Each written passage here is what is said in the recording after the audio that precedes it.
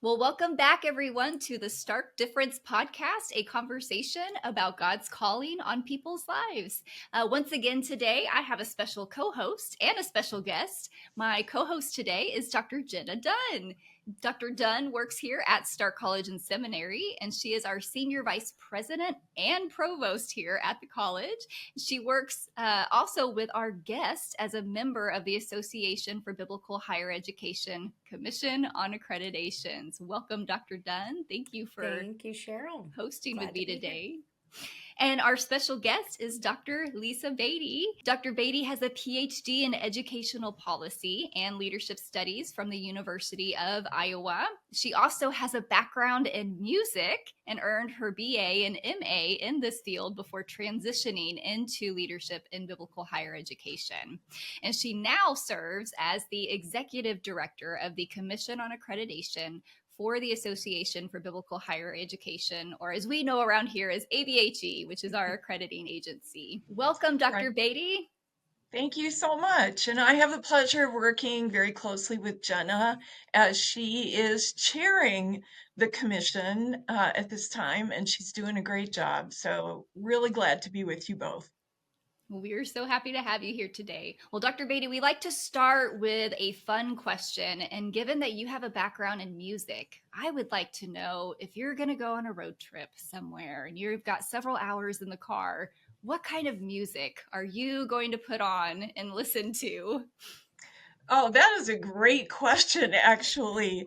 So I have a playlist of driving music, which is all very upbeat, and I'm pretty eclectic in my loves, but I do listen to things like For King and Country that have got a lot of energy behind them, and Blessing Offer I love right now, and the Piano Guys. So I've got a real eclectic set of music loves. So, but anything energetic for driving, and then I try to obey the traffic rules. Yes, of course. Yeah. Of course, yes. Well, that sounds fun. I would love to drive with you and listen to that music. The Piano Guys, I think I have a couple on my playlist as well because they've got like a Star Wars where they do their music. Oh, yeah. It's just really fun. And I'm a cellist as well, pianist and a cellist. So it's really fun to sort of see how they can adapt things that would not typically be for piano and cello in a way that's engaging. So I enjoy that as well. I'm curious, what is because I know you fairly well at this point. We've worked closely together. I feel like I could answer this for you professionally, but I'm thinking personally, what is one short-term goal you have for the next 6 months?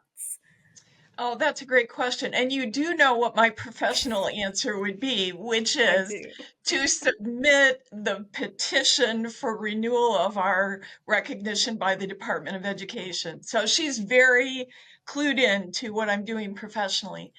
But right now I'm reading through the New Testament, but from the perspective of Paul. So reading through Acts and then all of the epistles sort of in order as I go through Acts, and I'm actually really enjoying that study, and I hope to be done by June, and then I think I'm going to just start it all over again and do the same thing for the second 6 months. And so that would be a personal goal, is to be able to get all the way through that twice this year. Yes. Yeah, we actually, the past several years, we started as an executive cabinet using the ABHE's recommendation when we did the year of the Bible to read through the Bible in a year. And so our executive cabinet has done that for the past, I think it's 4 years now. And we've just really enjoyed doing that together. And it started all with ABHE and their recommendation to do that kind of as an association. That's actually a really good goal for a team, I think, particularly in biblical higher education.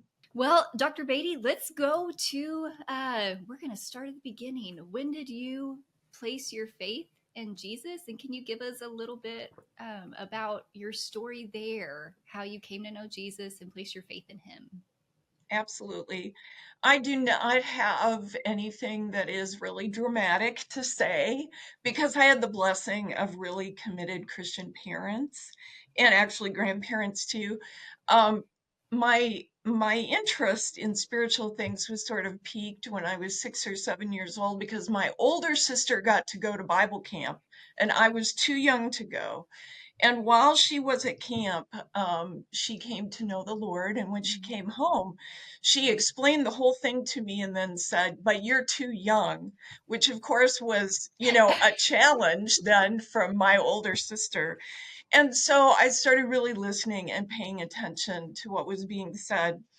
And at the beginning of, I think it was second grade, I got to go to Awana a year early because my dad drove the bus and my mom was a co-leader. And that I think it was the very first night, that's my memory. I heard the gospel presented by an older gentleman in a black suit and a white tie, or a white shirt and a tie, and but it pierced my heart, and I recognized that I was a sinner. And I remember so clearly kneeling in the nursery of our church with this older man in his suit and tie and giving my life to Christ. And so it's this beautiful memory, but I wish I knew the man's name. I don't know who he was, but that was, let's see, something like 55 years ago. Wow. So I really grew up in a life of faith, which is a great thing.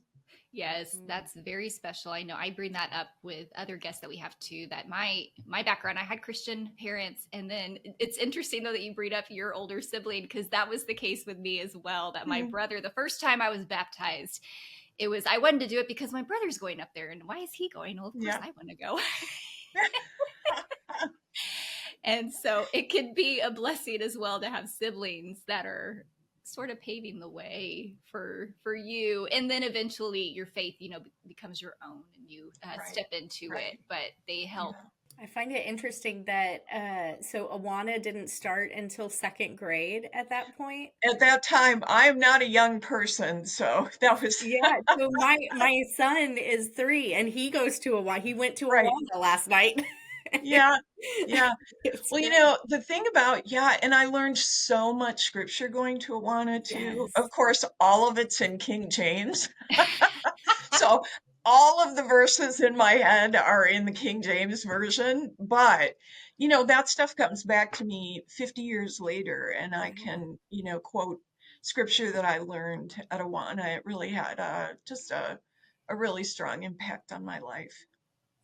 I love that. Do you have a person or two who have kind of been instrumental in your walk with Christ through the years as you've kind of grown into that faith?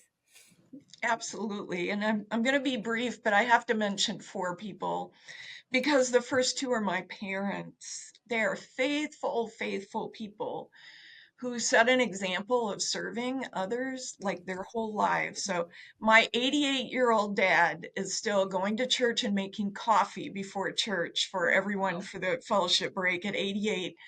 And my mom, who's 85, is still attending the Bible study that she started in our church 40 years ago. And so she provided leadership. So it's just been this example of perseverance and faith and service that they provided that I think was the first example for me of what a life of committed faith looks like.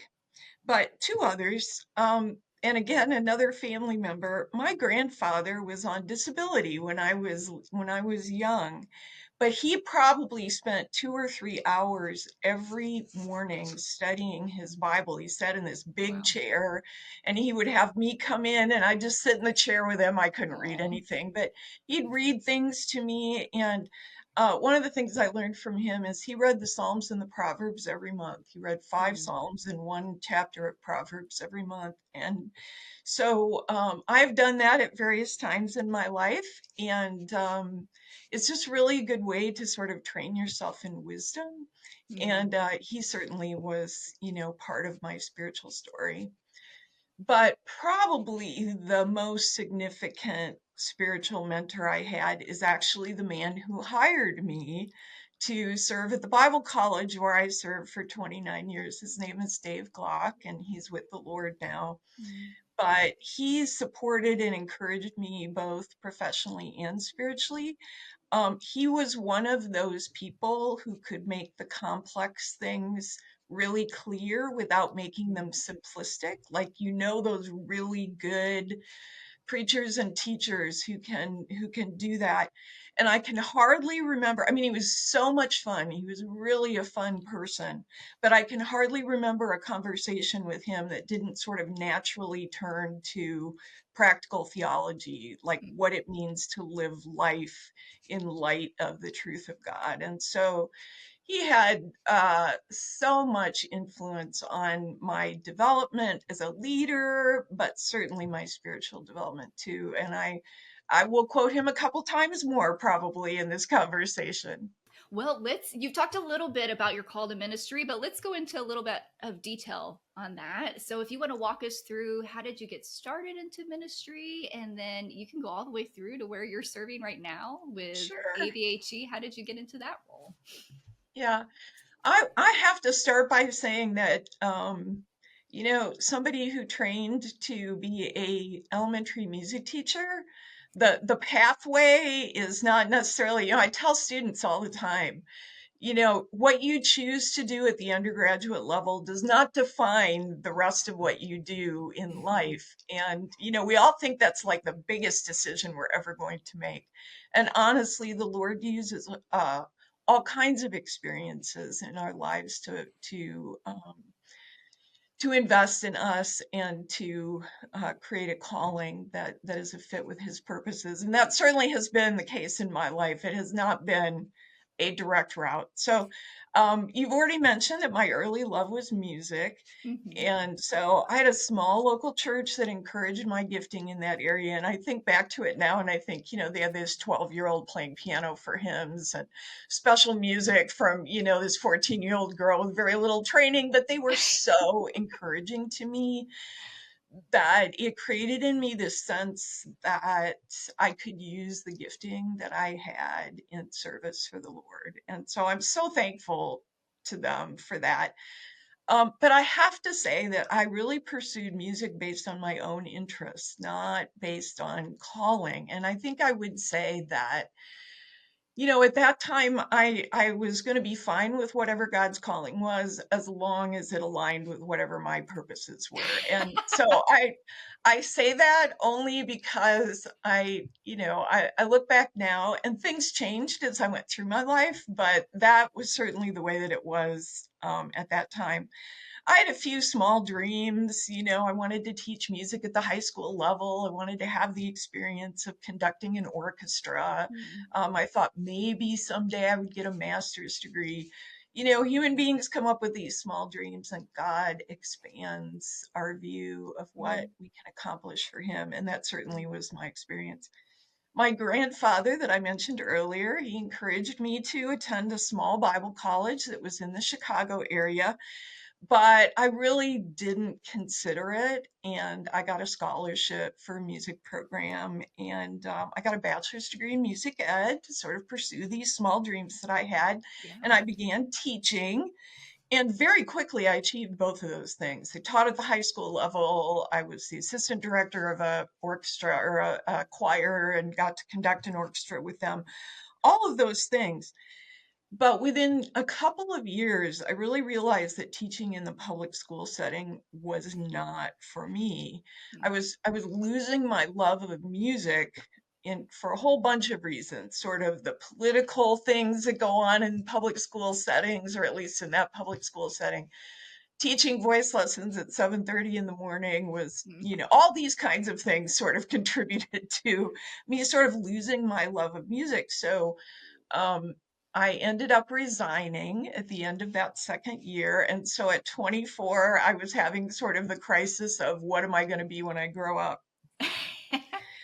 In the meantime, the small Bible college in Chicago moved to Dubuque, Iowa, of all places. So the school that my grandfather had encouraged me to go to before I went to college moved to Dubuque. And so when I quit teaching, I thought, okay, well, I'll apply there. And I applied for a job in the business office and didn't even get an interview. So that didn't happen. And part of the reason I'm sharing this is just so that people recognize, look, this is not like you hear the call of God and you understand it and there you are. That has definitely not Yes. been my experience. So I took a little detour and I worked for my family business for 5 years. Our family are small business owners. And so I gained experience. I thought, okay, well, I'll figure out what God wants me to do while I'm serving my family. But the experiences there were so different than what I had had. So I was learning about financial management and technology and working with people who were unhappy with you because Yes. it was a car dealership and I worked in the warranty department and nobody that came in Oh was happy no. to be there. And so those were really good experiences for me, but I recognized also that that was not my calling. And so now I'm 28, 29 years old. I'm married. So I took some time off and I had my two daughters, but I really continued to feel this sense of calling to something. Like I didn't, and I've said this to my daughters too. I was 30 years old and did not have any idea what God wanted me to do. So one Sunday night at church, the music director at the small Bible college, which is, by the way, Emmaus Bible College in Dubuque, Iowa, asked me to consider teaching part-time at the college in the music department, like 15 hours a week, teaching voice lessons and conducting the choir. And I really hesitated because of my experience in public schools. I just thought maybe this is not for me. But I did take a step of faith and decided that I would try it. And it turned into 29 years Wow. at that institution, a journey that included teaching part-time in that first year, and then roles as the music department chair, then assessment director, then associate dean, then the chief academic officer for 18 years. And I started that work with a bachelor degree in music education. And while working full-time at Emmaus, then I completed my MA in vocal performance for the work that I was doing in music, and then this PhD in educational policy and leadership, so that I was credentialed to do the work that I was already doing as academic Wow. dean at that time. A turning point in my service at Emmaus came about 10 years in. I loved the music department. I was doing a lot of personal performing, solo performing with orchestras regionally, that kind of thing. Never intended to do anything else. But I developed a health issue that affected my ability to sing, which meant that it was a significant obstacle to being able to teach voice and conduct a choir and all those kinds of things. And it really was an emotional and spiritual issue as well, because singing is an identity. It's not necessarily something you do. Like your instrument is yourself. And so, you're not just, you just don't, it isn't that you just sing, it's that you are a singer. And so this was a tricky time for me, and I couldn't continue in the work I was doing, and I didn't know what I was going to do. But my mentor, Dave, that I mentioned earlier, and the new president of the institution, Ken Daughters, gave me the opportunity to continue working in assessment and then in academic administration. And I did not perceive that as my gifting at all. But they did. They did. And my dad had been telling me for decades that I had leadership ability, and I just didn't believe him. But these these two administrators really invested in me. They encouraged me. They supported my professional development in a variety of ways, including the addition of my degrees. And they also encouraged me to develop professionally through engagement with ABHE.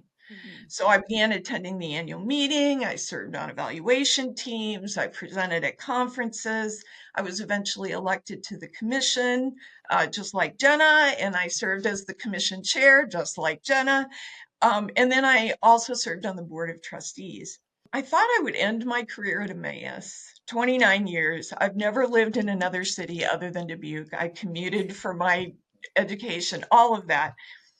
But almost 30 years in the middle of a global pandemic, Yep. The opportunity came to serve at ABHE, and I began to pray. And I decided finally at age 59 or 60, somewhere in there, that I really was going to leave the decision in the hands of the Lord. Because I felt like He had called me to Emmaus. I had purposed to stay there as long as I was making a contribution and was valued and was seeing fruit and it was happening. And so I really said, Father, I'm going to just leave this in your hands. I don't know if this is what you have for me, but I'm not going to close any doors. So that was sort of how I left it. And I just said, lead me forward if this is your will for me. And he kept those doors open. And there was a point at which I almost said, I said to them, look, I can't move to Orlando completely because my parents need my help in Iowa and my children are here. So, I kept sort of walking the road and they said, oh, no need to do that. We're all using Zoom these days. We're all working virtually. But at the very end, I almost said, you know what, I'm just going to stay put where I am. And my husband, who is very much a homebody, and, I just expected he would say, yes, stay put. You only have a few more years. He sent me a long email that he had really thought through. And he said, I believe this is the role for you. I believe God's calling you to this role. And even though, yes, it's a new adventure, and yes, there's going to be all kinds of crazy things that we do. To, buy a place in Orlando and move there part of the year and all of those things. With his encouragement and the Lord's leading, we set out on a new adventure, which is the work that I'm doing for ABHE. So I'm really blessed. I really feel that the Lord made this so clear to me in a way that he maybe didn't previously. And I'm going to totally chalk that up to the fact that I pursued the position with open hands. You said so many things in this section that I can just see too in your face. You seem in awe of what God has done in your life. And that's such a special thing to see. And when you say, yeah, like I chalk it up to giving it to him, he really knows best. He really knows what he's doing. And what's the saying that pastors say? Like, I say my plans and God, laughs, or I tell him my plans and he, he giggles at that. Well, I think part of that, I really appreciate that comment, Cheryl, but I feel like many times he's led me in spite of my own intentions. I said to you earlier that there were lots of times in my life where I made what I thought was a good rational decision, and but I didn't necessarily pray about it. I didn't spend a lot of time thinking about God's plan. I just assumed that we were on the same page. You know what I'm saying? And so, but as I have gained experience and gotten older and grown in the faith, I've come to understand that I just can't trust my own judgment. And so his wisdom is what I need. And so I'm just so thankful that he gave me this experience of trusting him and then seeing his clear leading. I'm curious specifically for younger women who are trying to discern their calling. And maybe it's not to biblical higher education. Maybe it's just to they feel a call to God to something, and they have these specific gifts and they don't know how to navigate that. What advice would you give to someone who is in that situation, discerning their call and trying to figure out where God is leading?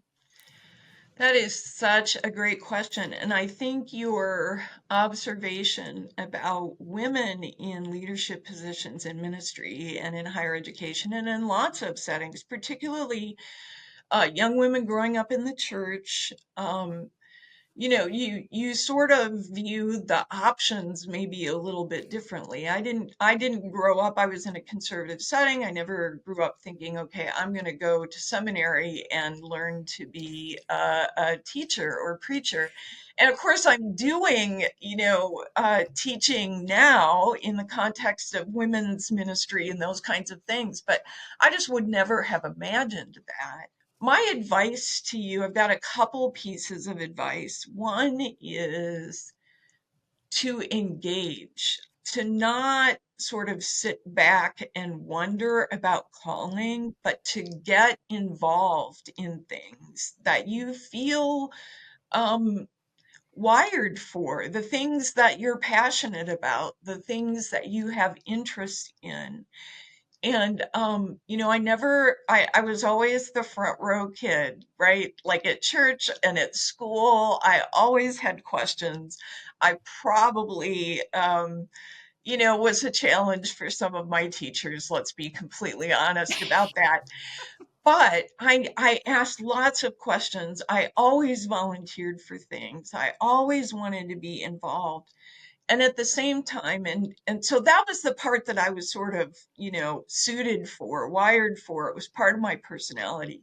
Here's the advice that is probably on the other side of that spectrum, and that is to be be conscious and listening for the gentle whisper of God. And a lot of that has to do with the simple disciplines of just spending time with him and praying about the opportunities that you have, and not that he's, I'm not hearing a voice, but like his leading through the circumstances, through the reading of the word.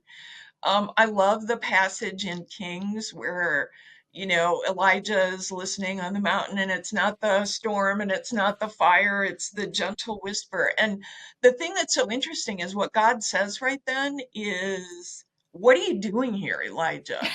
Like, go do this.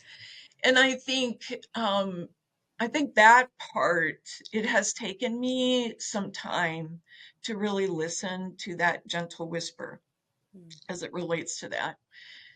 One other thing I would say is that my friend Dave, my mentor, my coach, he used to talk about the concept of everyday faithfulness. And so I would say that that's probably my best advice is be faithful in the small things that God has called you to in your current role, in the work that he gives you in your family, in the work that he gives you in the local church. um, you're in a higher education setting, and so students are always trying to discern what is God's will for me, like what's the next thing. And sometimes that means they miss the opportunity today because they're so worried about like preparing for what tomorrow is.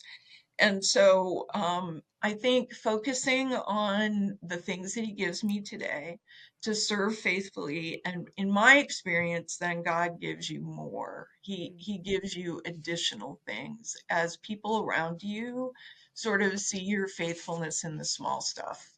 And so it's not, profound guidance or wisdom that I'm providing. I'm just saying, look, you've got a list of things that God's called you to today. Like if you are in a higher education setting and you're a student, you know what? God might be calling you to the mission field someday. He might be calling you to ministry someday. But what he's calling you today is to do your very best work in your classes and in engagement with people. And so it's living out your calling every day. That's my best advice. You might not have the plan, or sometimes when you're too worried about the plan ahead, it just Exactly. be concerned with what is in front of you in the moment. I think that's all that God is asking for you in right now, and let him direct the steps and where you end up going. Yeah. And I will say, and maybe Jena has had this same experience, but so many of my steps forward, you probably heard it when I was telling the story, were things I never anticipated. Like I didn't seek them. Not to say that I didn't think about, promotions when I was working in the context of Emmaus, but God has surprised me so many times with opportunities that I never dreamed that I was suited for. So, and this one, the one that I'm in right now, is the same. I think women sometimes, probably men too, suffer with some imposter syndrome and say, am I really equipped to do this work? But God has surprised me over and over and over again by giving me the opportunity and then providing what I needed by way of support to help me do the work that he's called me to. And that certainly doesn't mean that, you know, I have made every decision the right way or that I haven't made mistakes. Often you learn a lot more from those than you do from the successes. But it certainly has been a journey of just really surprising blessings.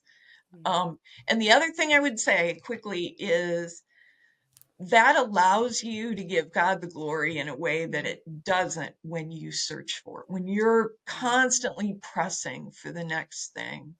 So living that life of everyday faithfulness, you know that you didn't make those things happen. You know that God has provided. So that's something you can sort of turn around and look back at your life and say, wow, look how God led me. Well, I could hear you too as you brought up your work at ABHE now. It sounds like you have a real passion for what you are doing. Can you talk with us a little bit about when do you feel the most fulfilled in your current role working with ABHE? I joke all the time and say that I love my job 92% of the time. I think actually 90, I mean, I just pick a random number, but I feel like 92% is a really strong, positive statement. There are days that, I'm in the high 80s, and there are certainly days that I'm close to 100, but it's all in that same realm. So, a couple of things. First of all, I love, love, love collaborative leadership opportunities. And I have a small, very high capacity team that are very suited for the roles that they're in. And so it gives me the opportunity to sort of um, lead in the way that I love to lead, which is sitting down, having conversations, and talking about the objectives that we have and working together to get there. So working with that team is a really high point. But I would also say that the other thing I love, I've already mentioned, which is seeing the individual institutions and their very specific missions and the populations that they serve and the missions that they have and the opportunity to invest in that. So I felt like I had the opportunity to serve God and serve his purposes at Emmaus. And now I get to just multiply that across 160 institutions. And, accreditation work, some people look at it and say, like, no little girls grow up dreaming to be the executive director of an accrediting agency. Like it could be viewed as a little dry. But like if you're I don't know, I'm a policy kind of wonk kind of person. Like I really enjoy getting the words right and then seeing how that gets interpreted and applied in a way that supports the quality of 160 institutions in the US and Canada is motivating. It is creates joy in me. You know, the things that feed your soul, those are the things that feed my soul. I imagine you have such a unique perspective in seeing God's kingdom at work through all of these different institutions that you get to see, to let you Yeah, see. and there's lots of, I mean, we get to do really fun things at the commission, like approve newly accredited Yeah. institutions that have worked 8 years to become accredited. And to be fair, we also have to make some tough decisions sometimes. But I'm thankful for the wisdom, the group wisdom of the commission. The commission makes those decisions as a group. And I truly believe that even the tough decisions are furthering and advancing God's purposes as institutions sort of grapple with areas of needed improvement. And so while that work maybe doesn't bring the same level of joy, Yeah. I still sincerely believe in the peer review process, like the function of peer review. And in some ways, and not, I don't want to in any way be sacrilegious, but it's sort of like a sanctification process to measure yourself against a set of objective standards and continually improve to sort of reach those standards. And so I love to see, I think institutions really do want to be the best that they can be in order to serve the Lord effectively. And we get to be a part of that. The decisions we're making are impacting students' lives, not just the institutions, but they're sending out students to do God's work. And sometimes changing that one word in a policy can help do that. It's a little nerdy, but it is a little nerdy, but seeing institutions thrive is the biggest reward. Yeah, and I really appreciate how you talk about all of the commissioners coming and representing different institutions. That's a representation of 160 institutions that are not all from the same tradition. I mean, Right. it's such an ecumenical body, and I think it's such a beautiful picture of the body of Christ, because we're all coming from different Christian traditions to work together for the good of the kingdom and represent. Absolutely. I mean, we've got institutions as small as 12 students or 15 students. So we have an Orthodox school in California that has a very small number of students, all the way to much larger and better known Bible colleges and universities, biblical higher education institutions like Columbia International University or Moody Bible Institute. So, it really is a range, and institutional types too, from institutions that are entirely online to institutions that are residential schools, institutions pursuing competency-based theological education. I mean, and so part of the trick is writing standards that will work for all of the great variety of institutions that are accredited by ABHE. I'm curious. I know you spend a lot of time. Again, I know typically what you're working on at any given time, but I know you spend a lot of time looking at trends in higher education, but specifically biblical higher education. And so I'm curious what trends you're seeing in biblical higher education and how you think they might shape the future of training for those who are seeking ministry positions or just seeking to do ministry as a part of their vocation. Sure. This is a whole podcast, but I'm going to try to just give you 4 trends here. First of all, there's a little bit of Back to the Future going on right now in that, no no time travel or anything, but church-based colleges that are very specifically designed for ministry training.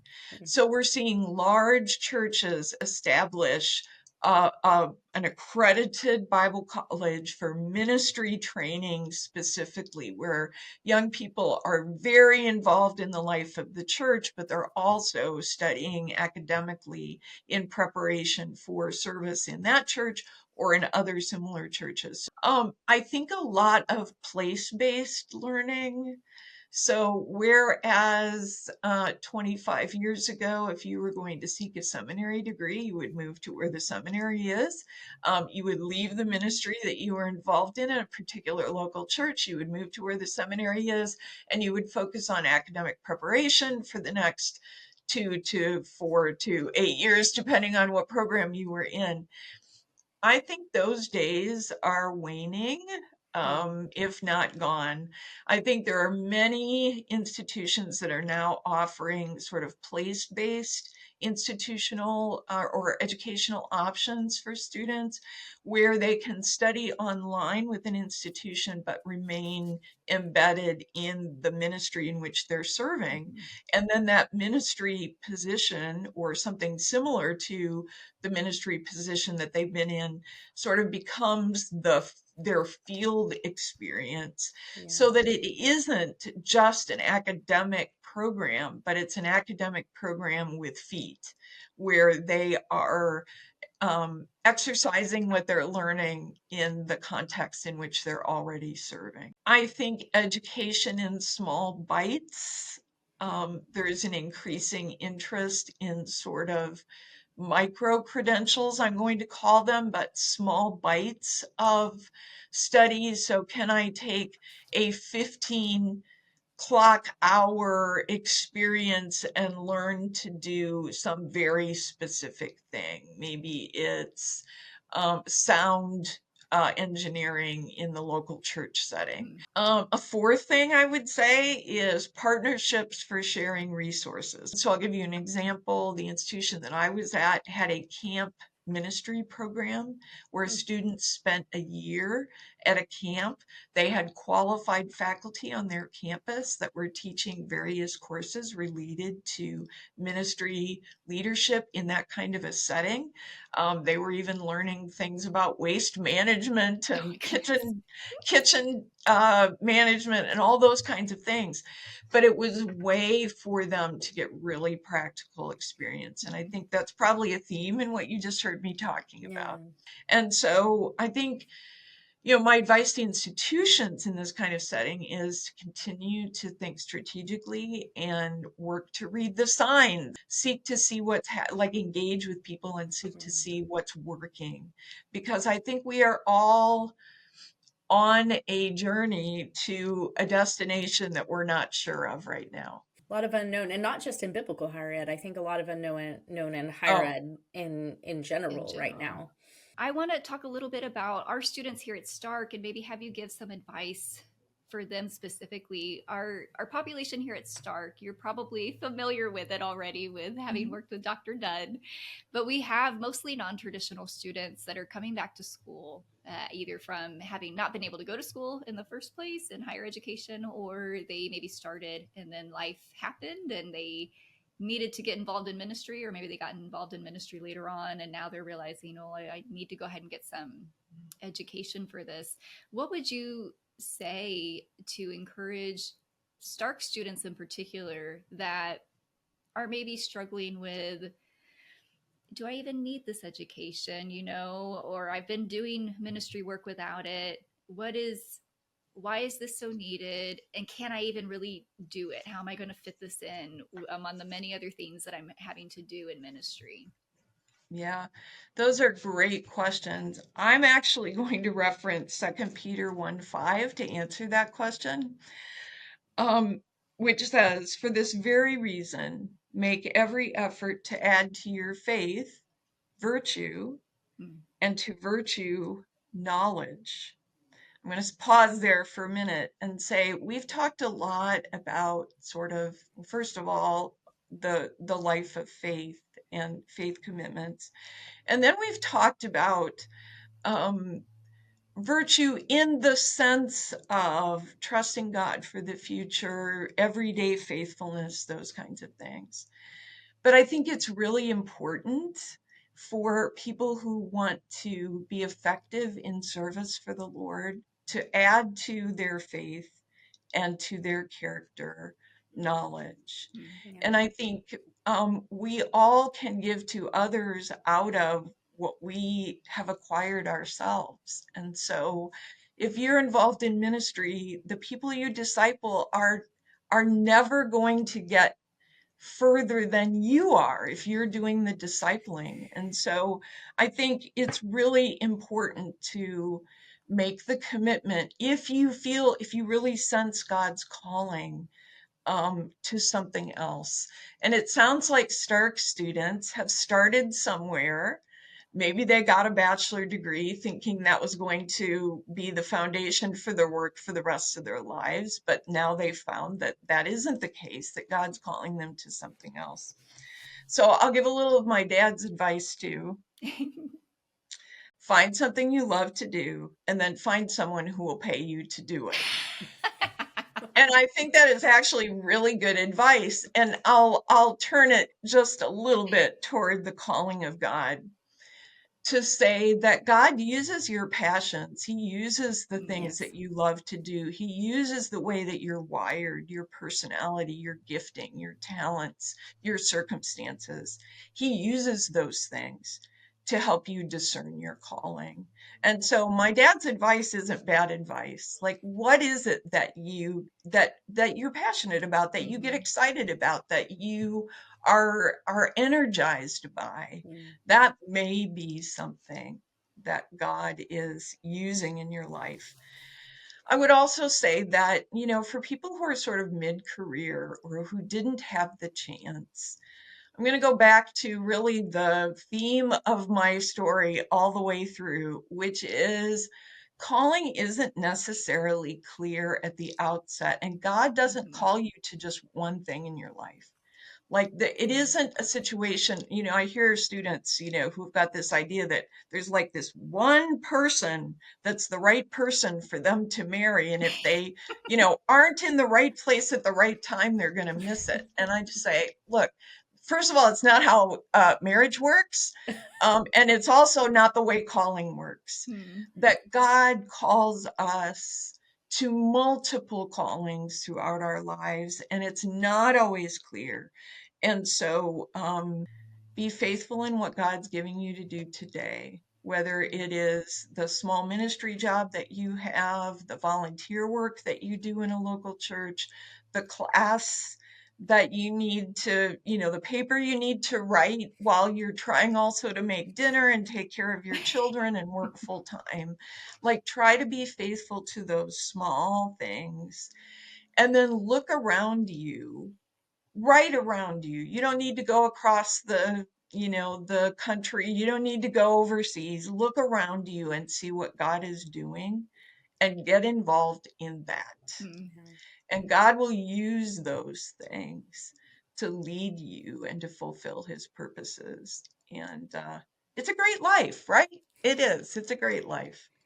Well, Dr. Beatty, it has been such a joy to talk with you and get to know you and hear God's work in your life through all of the surprises and all of the just his leading and the joy it brings you to see him at work in your life. I hope people take that away from this episode. So thank you, listeners, for joining us today on the Stark Difference podcast. And Dr. Beatty, thank you for joining us. Dr. Dunn, thank you for joining me as the co-host today. And we will see you next time. All right. Thank you so much.